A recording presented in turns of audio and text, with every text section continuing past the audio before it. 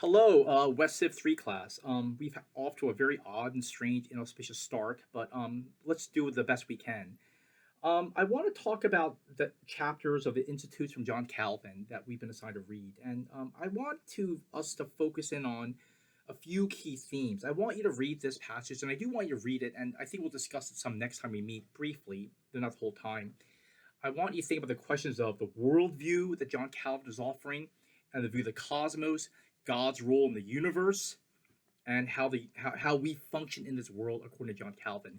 And in many ways, he is like the last of the pre-moderns. He is the last gasp among the last voice right before we enter into the modern world, which is the theme of this and the label of the class, W.Civ and modernity. I'm not going to tell you everything it means. I just want to give you some directions on what I want you to read for. Read about how he sees his world. This world is like at the center is like of God, and the whole universe is an emanation of the will, love, and wisdom of God.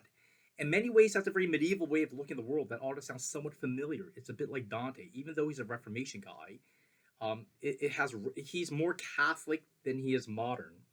He has, in many ways, in my view, like a Platonized view of the universe. It sounds Platonic in that there's an ideal set up by God, a Christian Platonic ideal, and the rest of the world is an emanation of that idea. And so, if you want to understand the world, you have to understand who God is, and the whole world can be of reference to who that God is, either a broken reference or some element of redeemed true reference.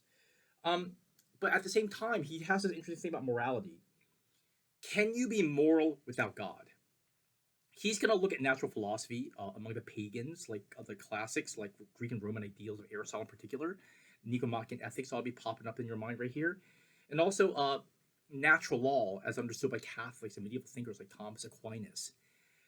The question at hand for Calvin is, can you be moral apart from God? Now, the pagans, like the classical philosophers, say, well, certainly yes. With natural reason, natural philosophy, we can in many ways think our way towards morality, think our way through. I mean, the way like you could just have a brain and understand physics and deduce mathematics from the world, one ought to, in a very similar way, a la Aristotle, just think through logically and reasonably what is a good way to live. How ought we live morally? The Catholics, through people like Aquinas, want to redeem the pagans and say, okay, they have a point. There's a lot of truth in pagan moral thought, but it's not complete, but it's very true. What Calvin wants to say is actually quite the opposite, saying no, it's wrong. They have something that looks like morality, but ultimately is not morality. It's actually something very different. It's actually I think he'd border on saying that it's from idolatry. And for him, the motive really, really matters. For example, if I'm kind to you because I love you, okay, that's a good thing, I suppose. But ultimately, Calvin would say, you don't have to agree with this, but what Calvin would say is ultimately the reason why I'm good to you is not that you are worthy of being kind to. You're not even worthy of being loved. Rather, I love God first. And out of an overflow of my love for God, I will then, in response to my love for God, love you. That the thing that's worth loving in you is the fact you're made in the image of God. You are not worthy in yourself for being loved by me or loved by God. Rather, God grants you some by grace, something that is worth loving. So a pagan will be nice to a person. A Christian will be nice to a person. Now, externally, the acts look the same. Through the naked physical eyes, those acts of love look, identical. But Calvin wants to say, actually, there's a massive difference, though. The motive is what counts. One Christian loving someone glorifies God and is for loving God and the kindness of other people's emanation of that love. And the other is actually loving. It looks like love, but it's from a completely godless, rational perspective. Ultimately, Calvin would say the intellect is not enough. I mean, intellect is good. Calvin is no intellectual lightweight, but he'll say the intellect is not sufficient. The faculty or the ability, by the word faculty is going to pop up a lot perhaps in this course. Faculty is like the intellectual ability or the natural ability. The faculty that we're drawing upon as Christians is not necessarily or primarily understanding or memory or thinking or rationality, although those are important for Calvin. He's not intellectual lightweight. He's not anti-intellectual. But what he really wants to draw upon is a word called affections. Now, when we say that's an old-fashioned word, affections, what he really means is love. Ultimately, no matter what we do as Christians, it must come not even for love in general, but love for God first, and then that love for God will then emanate into the love for the rest of the world. Uh, you can't will yourself to be moral. You can't say I'm gonna be moral, and you can't be like through sheer willpower or intellectual ferocity.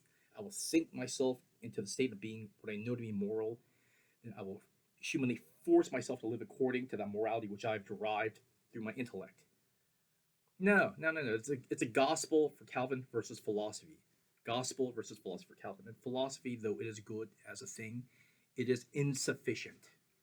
It is insufficient. I mean, this is my modern metaphor, though.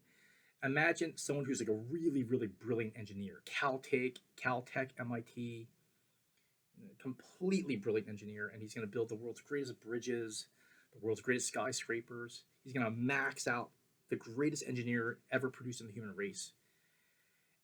All his engineering, mathematical, rational skills cannot achieve or get him closer to the grace of God. It just can't. I mean, it's a true thing. His math is correct, right? His bridges don't collapse. His buildings do not fall down, and they are good in itself. But they are not going to get him to be closer to God. Um, I want to think another theme is the thing about them. How do you live a well-ordered life? And for him, it's denial of the self. Now he wants to contrast Christian ethics versus classical ethics. And I think the reason why he's going for this is because, again, he's a Reformation guy. He is really not into this Catholic merger of classical ideas with Christian ideas. Um, the Nicomachean ethics, the Roman ethics, the classical ethics, a lot of it is about glorification of the self. Maybe it's not so much in the Nicomachean ethics, but the classical world really thought you should aspire to be a great person like Julius Caesar. You should aspire to be a great person like Marcus Aurelius. And it's like if I become a great person, I will do great things for the civic world. I will build a great empire. I will build great things for the city, the civitas. But ultimately, though, the goal is I want to be immortalized. I want to be so awesome that my name will be carved in marble on the greatest buildings throughout Rome. That my memory will live on through poetry, through arcs of triumph. I will be glorified. But you don't want to be glorified by being an evil jerk tyrant. I will be glorified because I did great things for the people around me, and great things were done in my name.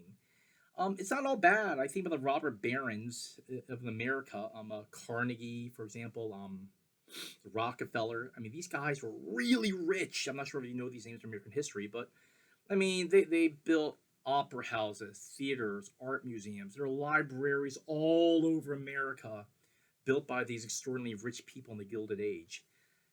These are undoubtedly good things, right? There were some really, really rich people in the Gilded Age who built orphanages and charities and hospitals. Undoubtedly good things that have blessed the world. We are probably the recipients, directly or indirectly, from these great things these robber barons did. But the motive for why they did what they did, as Calvin would say, and he's probably right, is mixed. And part of it was, I want to be glorified. And they didn't just give their money away.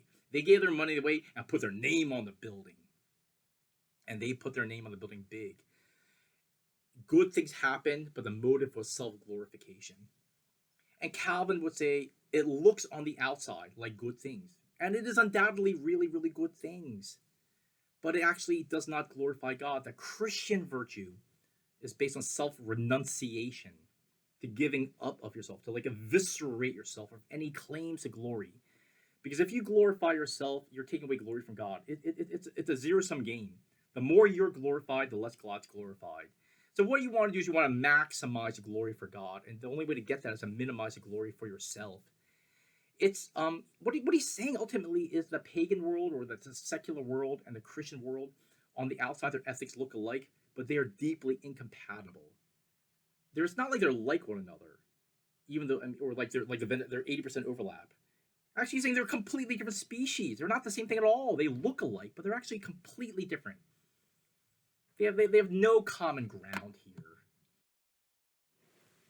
And lastly, I want to talk about the idea of community in the view of Calvin's mind. Again, and this is such a pre-modern idea. It's so anti-modern. I want us to talk about this next time we meet, and I want us to think through the implications of this. Calvin would say ultimately, you know, the self doesn't matter, right? Or you should minimize the self, kind of like you don't want to glorify yourself like Julius Caesar or Andrew Carnegie. What you do for the greater good. That's what matters most. And for the greater good, you must be diminished. Um, the image that comes to mind again is kind of funny. I'll bring up a medieval idea, and I want to talk more about this as we talk about medieval art and beauty and creativity. But when we get to modern art, the artist always signs his name. Again, this kind of begins in the Renaissance too. The great artist has a distinctive style. You sign your name, and oftentimes you'll take a piece of art and its value is based on who signed it, who made it, and that will make the value skyrocket. Its source matters, and the art is seen as a reflection of your inner intimacy and self. By contrast, I want to think about the average cathedral in the Middle Ages took maybe about a couple hundred years to build, and that's on the fast side. Meaning, you might be the first one to put the first stone in the cathedral, and your great great grandchild might be the last one to lay the last stone or brick on the cathedral when it's done. Meaning, you are building something that you will not see till well after generations after you're dead. That's the way medieval thought about it. Medieval cathedrals are just covered with art, stained glass, little statues, gargoyles. It's beauty is everywhere.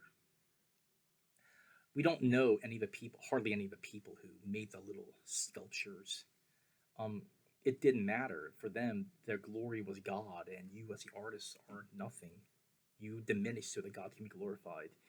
That's a good symbol of the way Calvin is. Again, it's medieval, but nonetheless, Calvin is drawing upon. I think Calvin's drawing the similar idea that the community matters, and you live for the greater good of those around you, for the sake of God, not for yourself. You love the people, you love God, and thus you love your community, and you are kind of like nothing. It's not about low self-esteem. It can't be about the aggrandizement of self.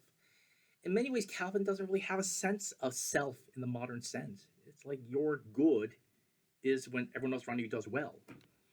And when everyone around you do well, that you do well. And it's all for the glory of God. It's God who's being lifted up, meaning you are diminished so that the God may be glorified. It's a very hard idea to get our minds wrapped around because we just don't think this way. Another thing I read before this particular iteration of W.Civ, I used to read the Puritans, and I used to have them read in lieu of this John Winthrop's famous sermon for the Puritans when they before they came to Massachusetts, called "The City Upon a Hill." It's actually a very strange sermon. It's kind of like this Ray Ross sermon. Okay, we're going to go to the New World. We're Puritans. We're going to start a new civilization. It's very peculiar because it actually opens up by saying, look, God made some rich and some poor, some lowly and some highly, some elite, some mediocre. Some are talented and some are less talented. Some are powerful, you have status, and some are lowly servants, virtual slaves. And what he says is this. Now, when we go to America, we're going to be equal. No, he doesn't say that at all. He says, know your place. He's got Virginia in mind, who went there a few years earlier. If you think you're coming here for a get rich quick scheme, get it out of your mind. Ain't gonna happen. If you're poor, accept your poverty. If you're weak, accept your weakness. If you accept your lowly in status on the totem pole, accept your lowly status. Stay in your place and glorify God and serve your community and do what God wants you to do and for the betterment of the community. If you're rich, don't glory in your wealth. If you're powerful, do not glory in your power. Humbly serve God with what He's given you. It's not yours, it's what God's loaned you. Glorify God and serve your community. Interesting, isn't it? It's really not about the self, meaning the purpose in life is to glorify God, and serve your community. And if it advances, it's because God blesses the community to advance, and you will advance with it. But it's not about you, it's about God. Again, this is a very pre-modern way of looking at the world. It's not about the self. It's about God and your play, and you were diminished. I want to imagine a teeter-totter, like a seesaw. What seems to be the case is the more God's glorified, the more you're diminished. I mean, not in some low self-esteem kind of way, but you have to. The fleshy, sinful self wants to, according to Calvin, it just seems to want to glorify itself. And he's saying, don't.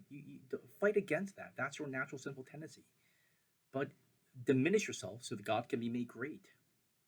All right, so we'll talk later, but I just want you to think about this as you read this.